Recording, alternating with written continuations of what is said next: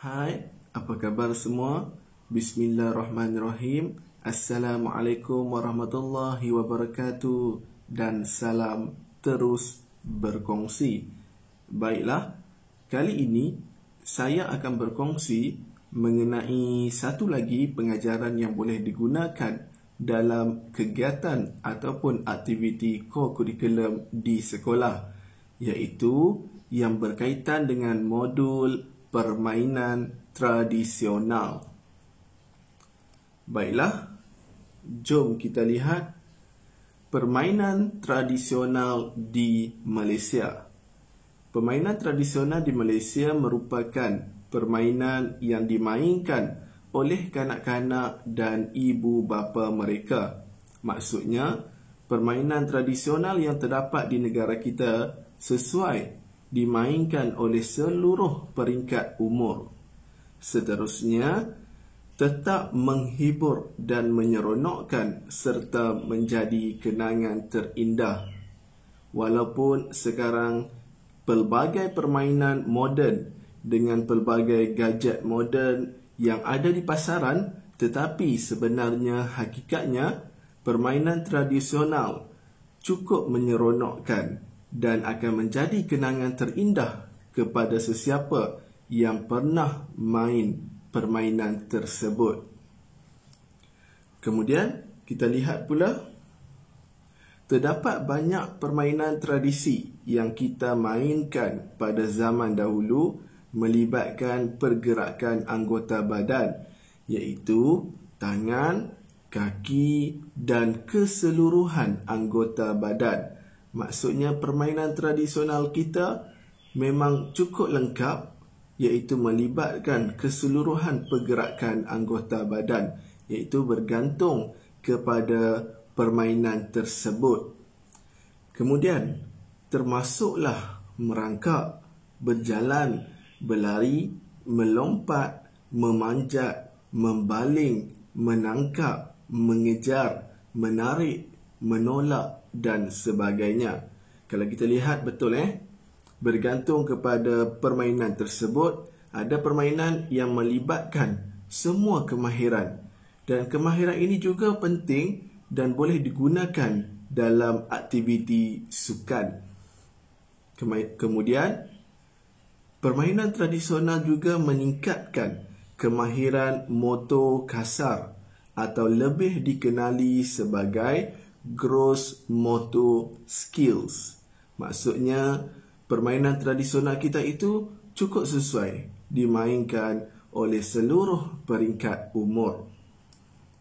Seterusnya, jom kita lihat pula konsep bermain.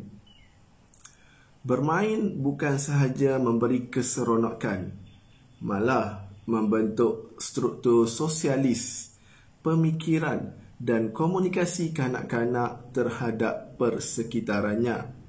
Memang betul, ketika bermain, yang penting kita akan melupakan semua masalah seketika dan kita akan memberi fokus terhadap permainan tersebut.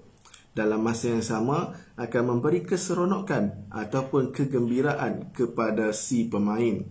Kemudian, ketika bermain juga, pemain-pemain akan berkomunikasi antara satu sama lain. Itu meningkatkan ataupun memberi kemahiran sosial, kemudian pemikiran. Mereka akan berfikir bagaimana cara untuk menang. Itu akan menyebabkan mereka melatih pemikiran supaya sentiasa mahu menang. Dan juga komunikasi kanak-kanak terhadap persekitarannya, iaitu bergantung kepada jenis permainan tradisional yang dimainkan. Kemudian, bermain sambil belajar dapat meningkatkan keseronokan dan menarik minat kanak-kanak terhadap sesuatu perkara baharu. Memang betul bila kita belajar, kita rasa seronok, akan lebih mudah untuk faham apa yang dipelajari. Berbanding kalau belajar dalam keadaan tertekan ataupun terpaksa, akan lebih sukar untuk memahami pengajaran yang diajar. Baik, seterusnya, jom kita lihat contoh permainan tradisional yang terdapat di negara kita, yang mana negara kita cukup unik kerana terdiri daripada masyarakat majmuk. Sudah tentu permainan tradisional juga akan terdiri ataupun berasal daripada pelbagai kaum. Baiklah, kita lihat yang pertama, congkak. Congkak saya rasa ramai yang tahu dan ramai yang pernah main. Merupakan permainan yang memerlukan pemain mengisi buah. Buah di sini boleh digunakan juga guli ataupun batu. Tak kira ataupun sesuai, apa sahaja yang sesuai dijadikan buah boleh digunakan dalam permainan congkak. Ke dalam deretan lubang yang diperbuat pada sekeping papan yang dinamakan papan congkak. Tujuan permainan ini adalah untuk menguji kecekapan pemain mendapatkan seberapa banyak buah dari yang dimiliki oleh pihak lawan. Di sini memerlukan strategi bagaimana nak dapat lebih banyak buah. Kemudian dimainkan oleh kaum lelaki dan juga kaum perempuan yang mana bilangan pemain hanyalah 2 orang sahaja. Betul Memang 2 orang sahaja, iaitu dimainkan secara berpasangan. Kalau seorang ataupun individu tidak boleh bermain congkak Baik, seterusnya kita lihat pula galah panjang. Merupakan sejenis permainan yang melintasi garisan-garisan berhalang. Tujuan permainan ini adalah untuk menguji kecekapan pemain berlari melepasi halangan. Di sini memerlukan juga pemikiran dan juga strategi, seterusnya kepantasan untuk berlari. Permainan ini dimainkan oleh kanak-kanak lelaki dan perempuan dan bilangannya seramai 10 orang. Sebenarnya bilangan ini boleh diubah bergantung kepada garisan halangan yang dibina. Dimainkan di kawasan tanah rata serta lapang dan tidak memerlukan alatan. Walaupun tidak ada alatan, tetapi cukup untuk meningkatkan kekuatan fizikal kepada pemain. Baik, seterusnya kita lihat pula permainan catur Cina. Merupakan sebuah permainan papan Cina yang dimainkan oleh 2 orang pemain. Permainan ini mempunyai ciri-ciri yang unik, termasuklah pergerakan unik Pau, iaitu meriam, peraturan yang melarang panglima seperti raja dalam catur daripada bertemu dalam garisan yang sama, serta sungai dan istana yang menghadkan pergerakan sesetengah buah catur.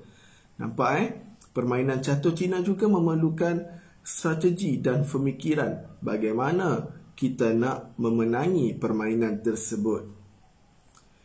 Seterusnya, yoyo Cina. Terdiri daripada 2 cakera yang sama saiz, disambungkan dengan gandar yang panjang.